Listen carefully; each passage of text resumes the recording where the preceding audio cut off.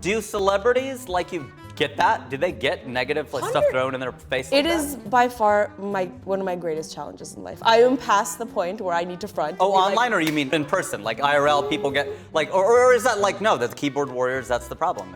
For me, most of the problem is keyboard warriors because I find in person people see a human being. Right. They're looking at you, and even if they disagree, they'll have a conversation. Yeah. They'll hear you. They can't run away. Whereas on Twitter, they'll say something, then that's it. They're gone. Yeah. And there's no accountability. But it is tough. The online stuff, people's opinions constantly being judged. I think I went through a period of time where I fronted for a while and I was like, I have thick skin, it doesn't bother me. And then I turned 30 and I was like, I think my feelings are hurt. Wouldn't they have to be? Yeah, I mean, yeah. Who would be like, no, I'm fine? I think some people might have thicker skin than me, but I've come to terms with the fact that sometimes I'm sensitive. And especially when it's something I care about. Like, if I get hate about my sexuality or like the color of my skin, or I get a lot of like, we get it, you're a woman. Like, I don't know how to reconcile with that because how do I change that? Where do you think that? Well, I mean, you can be changed. There are surgeries. Of course, but I'm saying I don't want to change that. You know? That's a fair point. You know? That's like, how do you? I mean, what's the thing that someone said to you that what hurts? Like when someone says that, like out of all, because there's so many things that people can say about anybody, but it's like they're like, oh my gosh, that like really. I'm gonna give you a very vulnerable answer that I've never given anyone else before, just because you've brought me in this room with all these nice gallery walls, and now I'm here and I feel like I owe you something.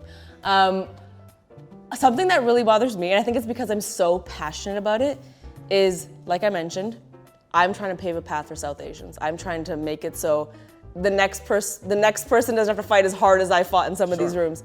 I can't do everything though, and I have my own lived experiences, and so I have my own way of talking, of dressing, of doing things, because that's what I know. And every once in a while, I'll get a South Asian person, a Punjabi person being like, sell out, you do nothing for us, you do nothing for our community. Like, it's actually the hate from our own community that bothers me the most because I care so deeply about that community. Right, because that's who you are. And it's a thing a lot of people face. You know, I've spoken to lots of other actresses and talent about this, that their own communities are their biggest supporters and critiques. Biggest detractors. You know? Exactly, and I think it stings a little bit more. Always feels a little nicer too, but also stings a little more. Oh, interesting. Yeah. Like they don't feel like you do enough. They don't feel like I do enough, or I'm not doing it how they might do it, or the way they want it to be done. How do they want it to be done? I think in a way that aligns with their upbringing, right? I think one of the hard parts of being a minority is that inevitably you're representing so many people. Like, there's over 1 billion Desis. Right. Which is why a friend of mine always says, let's stop calling ourselves minorities. Exactly. Because we're not the minority. But my experience growing up is gonna be still different from yours because we're still individuals, right? So when I'm making my YouTube videos and I'm talking about how my parents raised me and the things they might say to me and how strict they were, I'm just talking about my experience. Right. But I'll get a comment being like, stop portraying Indian parents like that. Mine are nothing like that. And that's where I'm like, it doesn't mean that mine aren't though. So it's tough when you're representing so many people. And it's also tough when there's so many causes in the world. I think one of the tough things today is that everyone's really passionate about causes, whether it's, the very important farmer protest, whether it's like women's education, whether it's about X, Y, Z. I'm still one person, I can't solve everything. And I think people, when there's only a few of people that look like you in the spotlight, you are kind of pressured to solve everything. Sure. Do you think that'll change? Absolutely not. I love the optimism. Absolutely That's great. not. Should it change? Or is there a point to that? Realistically, I don't think it will. And part of my healing process has been understanding where that person is coming from. Wow. They are so frustrated because there is no one talking about the thing they care about, and I'm the closest person that could talk about it, and I'm not doing it as well as they could do it. So I have to understand where their frustration comes from. They've got like an all lives matter point. You know what I mean? My cause matters too. I'm a firm believer that everyone has a chip on their shoulder and it's beautiful and it is specific to them. Mine is, I really am about gender equity. Like, I care about a lot of causes, but for me, because of my life and my experiences, I'm like, I know firsthand what it feels like to be born a girl in a South Asian family that was like a disappointment, and that's like real Because stuff. of your sexuality? No, because I was a girl. Oh, because I'm not right from the get-go, right? So when you are raised with that, that's a very real thing that has followed me through my life. And so that is the chip on my shoulder. I will proudly say, I'm all about gender equity. I'm all about paving the path for women. So yes, I can lend my voice to other causes I really care about, and I will, but I can't stand for everything. Right, you know what I mean? You fall for anything, as they say. There you go. Google that quote, folks. It'll say author Rajiv. It will. Just like this, where it says good artist borrow, great artist steal, and it's me. I'm very proud of that. Gender equity, or so even more than sexuality is a cause. Like you feel like gender equity is the thing, or I know they're tied together. But. Yeah, listen, at risk of me being like, here's what I care about most, bam, bam, bam, the rest of you don't matter. Yeah. Going back to my life experiences, what I will say is I feel like I've had the most heartache in my life because of gender inequity. So yes, that is the chip on my shoulder. Okay. Yes. Because you're a woman. Yes, because I think all through my life, I've just kind of been less than. Honestly, not that I felt that way, but less has been expected of me. I got less opportunity. I had to fight through to get every single thing. You know, I think that's one of the reasons I started YouTube in 2010, was there was no one else that looked like me. And it wasn't only this exciting, ooh, this is really cool, but it was definitely that chip off my shoulder of like, well, there should be. And so I'm gonna make it. And so that always is a little bit of a driving force, even with the late night show. I'm gonna be very honest, I've said this many times, I am not one of those people that grew up with the dream of saying I want my own late night talk show. I mean, I haven't either. I know, but I think when I got the show, everyone was like, oh my God, all interviews, is this your dream? Did you grow up watching Jimmy Fallon? And I didn't. Well, don't you think that was kind of the issue, is that when you had the show, I think your vehicle would have been more like voices, character sketches like Superwoman, and then they had you doing stand-up and interviews, and they go, you're taking a golfer and you're making her play basketball. Right, well, I think that there's 2 seasons of the late night show. The first one, I was so out of my element. I was, there's producers and all these people that knew late night, and I was the only person that didn't know late night. I only knew myself, but when you're put into that machine, okay, so we have to start with a monologue. Oh, I guess we have to do that. Right. Okay. Lily, you have to hit this mark. Oh, okay, I'll hit this mark. I'm listening to all these people who've done this for so long, and the product of season 1, when I watch it, I was like, this is not me at all. Right. And I don't like this, and honestly, it's not that good.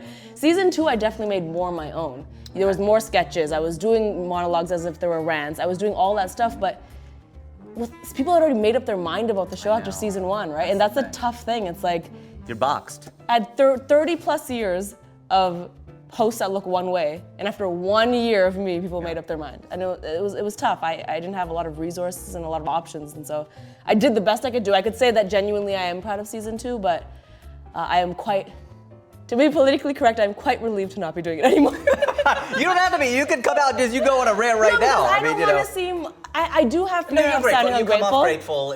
I appreciate you saying that, but we know that. I do understand how big of a deal that was, and it has honestly helped elevate my career. Now I'm doing so many things that I'm actually excited about, so I don't want it to seem like I'm crapping all over it, but it definitely was a mentally, emotionally, and draining thing. I would imagine it would have to have been. Every single day to be putting that much energy into something. Did you get advice from the other late night talk show hosts? I did. I remember I got great advice from Corden, actually, when I went to go do Corden's show, which I will also say, and let me just breeze over this fact, but I will also say that was a big deal because historically, they're rival networks. For a host to go on another. And so that was a big deal, but I was like, I don't want to subscribe to that. I don't want to subscribe to this archaic rivalry because I'm a newer generation that's supposed to bring a fresh perspective, and my generation is one of collaboration. So I went and did Corden's show, and he actually came into my change room. I was decent. He came into my change room, and it's not where I was going. For literally 10 minutes, he just downloaded this amazing advice onto me, and I'll never forget it. And he was basically saying, it's so easy, you're doing this daily show, it's tough, the network's gonna piss you off, they're gonna do all this stuff, you have to enjoy it. And the point he was saying is you have to enjoy it, and you'll always feel like you never have enough. Now I left that being like, he's absolutely right, I might not always have this, I should enjoy it. But also, there's a little bit of realisticness of he's saying this from a perspective of his budget being probably 10 times what mine is, right? True. So there's levels to this stuff. True. When, my budget was, we can't shoot 1 episode a day, we have to shoot 4 or 5 a day. Yeah, in a day. Yeah, that's a different. What's what we do here, we're shooting 3 guests. Yeah. So I used to shoot 2 to 3 episodes a day, including the monologue, whatever the bit was, the interviews, that's me prepping for 3 interviews a day. And you know what it is, you're doing it right now, it's tough. It's hard. But now imagine a live audience. I got coffee breath. Yeah, no, imagine a live audience, imagine the network here giving notes, imagine all this other stuff, so it's tough. Yeah, that does seem like it would be a lot. That's funny, that's almost like someone in first class telling someone in coach, enjoy the ride. A little bit, but I appreciated the sentiment of what he was saying. No, but that's no knock on him. Yeah. That's really sweet. But I needed to hear it because that's what honestly got me through the rest of the season. But I really appreciate that he took 10 minutes and he gave me this advice for someone that's been doing it longer than me. You know, another thing I really learned about the late night show, I think one of the greatest lessons, is all humans are bad at one thing. Many things, but specifically this one thing. We always look at someone and judge them as if we know what it's like to do that job, right? So one of the most frustrating things for my show was when I would get comments like, oh my God, why doesn't she have this person on her show? Or like, why is her segment done like this? Why is the audio so bad? And every time I'd read those comments, I'd be like, it's because we can't book that person because they've already promised Ellen, they'd go on Ellen's show and they can't come on my show. Is that there's so much behind the scenes stuff people don't know about. And then I had to check myself the next time I watched a Raptors game because I was like, how you missed that shot, bro? How you missed that shot from the 3-point line? Stupid, I could make, but realistically, I've never made that shot from the 3-point. I've never been on that court. Right. And I don't know what that feels like. And under that kind of pressure. Exactly, and I don't know what that feels like. And I felt the weight of that Yeah. in late night because I was like, oh man. And even me, maybe I thought it was gonna be way easier than it was. There's so many reasons. It's such an archaic industry. Okay. Especially late night. Of how things are done. Because you have to hit the mark and because you of have all to do the- a certain, every episode of my show had to be 22 minutes and something seconds.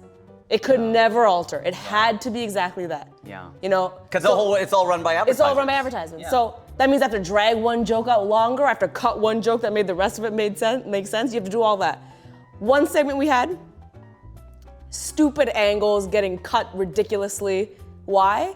Because my talent came, failed to mention they're not allowed to hold an iPhone because they have an Android deal. Oh. The whole bit is FaceTiming people. You would think that would have been in their writer. You would think. The whole bit is we take a shot, we FaceTime someone. 2 minutes before the show starts, oh no, they got an Android deal, they can't be doing that. So now I'm like, Google Duo. so now we're shooting angles of like half this person's face and comments, why is this shot so stupid? I'm like, you don't get it, bro, what I'm dealing with here, okay?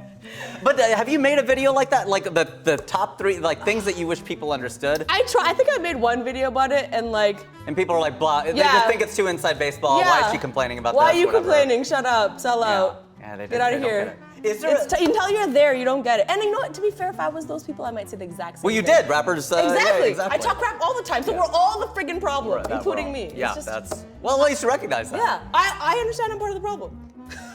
I do, 100% That's gonna be the name of that TikTok, like that Lilly Singh. It's just like when we talk about politicians or we talk about athletes. You're stupid, I could do a better job. In actuality, we know nothing. Yeah, but there's some people where you're like, I could do a better job than that person. And you're probably right. Is it fair to say, though, in the position, there's probably 10 things you have no idea exist in that position? Yeah, no, it is. It is. Right? But did you grow up as someone who was just good at a lot of things? Did I grow up as someone that was good at all? I do feel like I'm a jack of all trades. Perhaps not a master of any of them. I just finished Master of None season 3. I was trying to change the wording so I wouldn't exactly quote Master of None. Because in your That's what I was contract, you trying to can't do. actually say a No, Netflix because then show. I was gonna be like, oh, I was trying to like be unique and stuff. Yeah. But yes, I did, like, for example, growing up, I loved dancing. That was the main thing. I was a dancer before YouTube. I loved baking cakes. This is a random fact. My first couple of videos were baking cakes. I'm a very obsessive person. Once I enjoy something, You take it I to the obsessively have to know about it and put it into my life. For example, I grew up, I really liked rocks. I was that nerd. I'm like, I love rocks. I like and that's it. For 3 years, my life was just rocks. I was like, I will only be discussing rocks now. I will be collecting rocks. If I go to the store, I will be buying rocks. I will be going to my neighbor's house and stealing the rocks on the side of their house. And then I grew up and I developed a crush on the rock. So like, I just feel like I obsess over things. You manifested that. Yes. Do you remember Mohs scale? Do you know what that is? Mohs scale? It measures the hardness of rocks. So if you know, I am if you leave deeply upset that I did not know this truth. If you leave with nothing else today on your ride home, you could be like. I thought you were gonna hit me with something basic like igneous, but you went to a whole new level here. No, I'm not a sedimentary host here. Wow! This is my favorite podcast. I'm so glad you got that. Where else could you get that kind of a joke? Metamorphic? Did you Sedimentary igneous rocks? Don't Bam. come at me Don't with come the wrong at me. Did I just terminology. tell you? Okay. I'm getting wrong.